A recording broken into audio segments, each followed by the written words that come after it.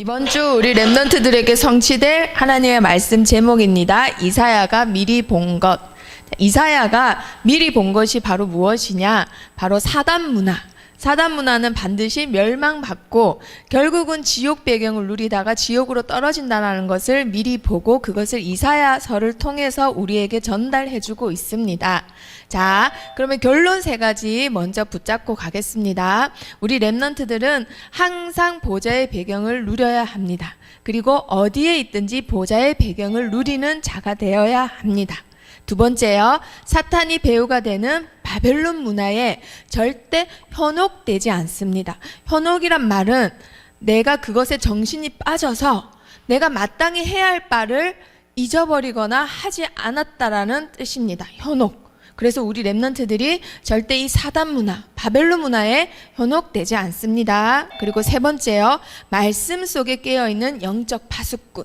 내가 누구냐? 항상 하나님 말씀에 깨어있는 237 나라를 살리는 영적 파수꾼이다. 이것을 세 가지 꼭 명심하고요, 말씀을 붙잡습니다.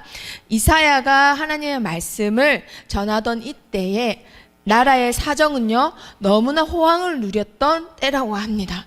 우시아와 히스기야가 하나님의 은혜 아래서 축복과 호황을 누렸던 그 시대예요. 그런데 외부 환경은 어떻느냐? 외부 환경은 형제 나라인 북이스라엘이 아수르 강대국에게 하나님을 안 믿는 자들에게 바로 포로로 끌려가고 노예로 팔려가고 나라가 완전히 없어지던 시대라고 합니다. 자, 그런데도 불구하고요, 하나님의 백성들은 점점 가나안 땅의 다른 민족들의 우상에게 점점 빠져 있었습니다. 결국은 그들이 누렸던 것은 사단 문화인데요, 이사야서에서 말했던 바벨론 문화는 결국은 사단의 머리가 되었던 사단 문화입니다. 자, 바벨론 문화는 처음에 어디서 나왔느냐? 창세기 6장의 네피림 시대에서 나왔습니다. 그런데 그 당시에 당대 의인이었던 노아가 있었는데 그 노아의 셋째 아들인 함, 막내 아들인 함이 그 아버지의 치부를 이렇게 알리면서 하나님께 죄를 범하게 됩니다. 그래서 그의 막내 아들인 가나안이 저주를 받게 되는데요, 그들의 족속 중에 니므롯이 있는데 그 니므롯이 하나님과 같이 되고 싶어서 그 땅에 바벨탑을 건설하게 됩니다. 하나님은 그 바벨탑을 그냥 두시지 아니하시고 언어를 혼란하게 해서 이 땅에 모두 흩어지게 만듭니다. 그 탑이 바로 바벨탑입니다. 하나님께 교만한 마음으로 도전했던 그 탑. 그런데 시간이 지나서 한낱 작은 나라에 불과했던 바벨론이라는 나라가 제국을 건설하게 됩니다. 자, 그 자세한 내용은 다음 주에 새 친구를 통해서 느부갓네살 왕을 더 설명해 드리도록 하겠습니다. 자, 그런데 그 바벨론이라는 나라, 그리고 그 바벨론이 남겼던 문화, 지금도 살아서 그 영향력은 우리 랩런트들을 현혹시킬 만큼 지금도 대단합니다. 자, 우리 랩런트들이 지금 보는 이 건물들 다 바벨론 문화에서 나온 건물입니다. 그리고 이 건물을 짓도록 만들고 이 메트로폴리스라는 영화에서 보였던 이 바벨론 도시, 이 모든 것이 결국은 아직도 바벨론 문화의 머리가 되는 사탄이 지금도 살아서 많은 사람들을 현혹시킨다라는 것을 지금 말을 하고 있는 거예요. 이 바벨론 문화는 지금 우리가 살고 있는 이 시대에 보편적인 문화로 자리 잡고 말았어요. 그리고 결국은 우리 랩런트들을 이렇게 현혹시킵니다. 와, 재밌다. 우와, 이거 좋네. 이거 아름답네. 이렇게 해서 계속해서 후대들에게 이렇게 남기는 일을 합니다. 하나님의 말씀을 공부해서 목사님이 되는데도, 그리고 수많은 아이돌과 문화를 만드는 사람들, 그리고 그 지도자가 돼서 올바른 말씀을 전해야 되는데도 불구하고 모든 종교는 같다고 하고, 그리고 하나님께 예배드리는 그 장소와 그리고 하나님이 말씀에 표를 삼고 그 말씀만 강론하라고 했는데도 마리아를 숭배하고 그것을 숭배하는 어떤 도구나 시스템을 만드는 거, 다 결국은 기독교가 만든 거예요. 사단이 원하는 게 뭐냐? 우리 랩런트들이 이 문화에 빠져서 사단 문화를 교회 이름에 맞게 다시 재창조하는 것, 이게 진짜 사단이 원하는 목표입니다. 자, 그런데 이것에 현혹되지 않고 사단이 엎어놓은 이 세상에서도 보좌의 배경을 누렸던 렘넌트가 바로 이사야입니다. 자, 이사야는요, 하나님의 배경을 누리는 도중에 보좌의 체험을 하게 됩니다. 그리고 엘리사는요, 도단성을 가득 찼던 아람 군대를 보고 기도할 때 아람 군대들이 눈이 멀어 싸우지도 않고 이기게 됩니다. 자, 그리고 홍해 앞에서 모세가 기도할 때 하나님의 군대가 앞서가서 그 홍해를 가르는 일이 일어났어요. 그리고 사무엘이 기도할 때에 온 이스라엘을 치러왔던 블레셋이 하나님의 군대를 보고 정신없이 도망을 쳐서 뺏겼던 땅까지 회복했다라고 돼 있어요.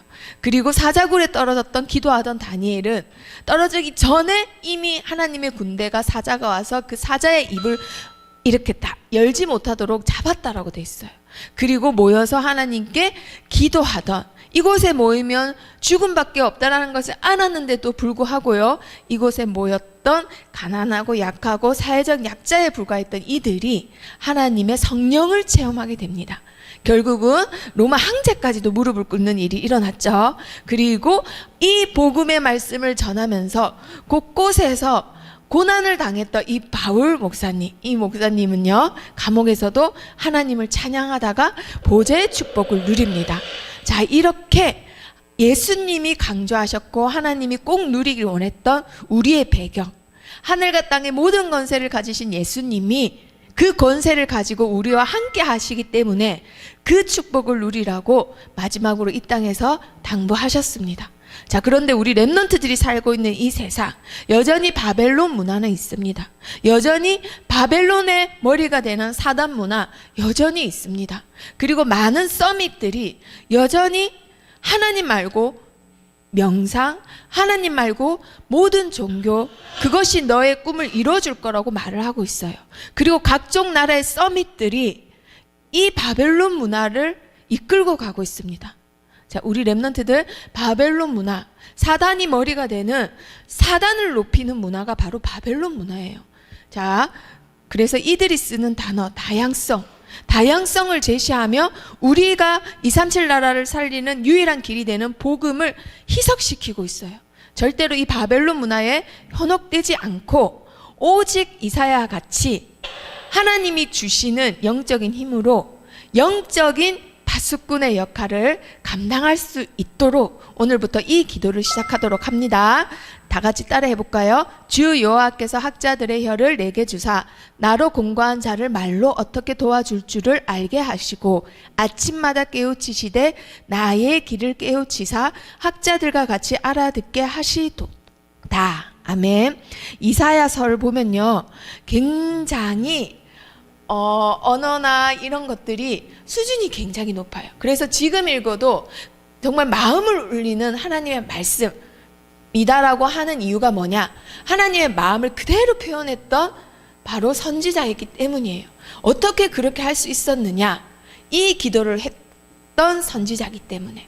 바벨론 문화 중심에 살고 있었던 왕의 혈통이 이사야입니다.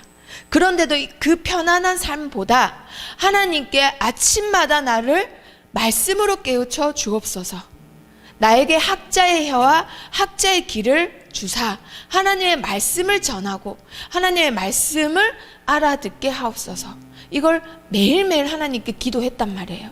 그래서 그러한 작품을 남길 수가 있었고, 그리고 그 시대에서도 절대 현혹되지 않았습니다.